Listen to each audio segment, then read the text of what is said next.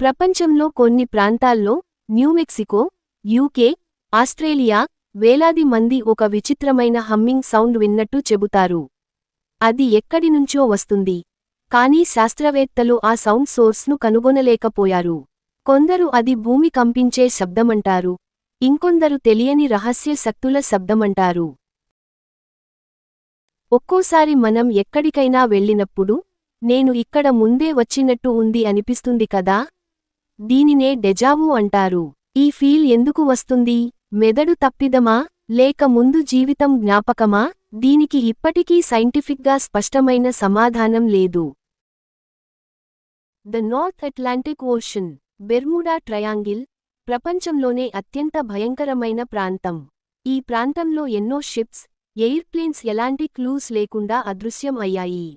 Compass పనిచేయదు, signals cut అవుతాయి. చాలా శాస్త్రవేత్తలు రీసెర్చ్ చేసినా, నిజమైన కారణం ఏంటో ఎవరికీ తెలియదు.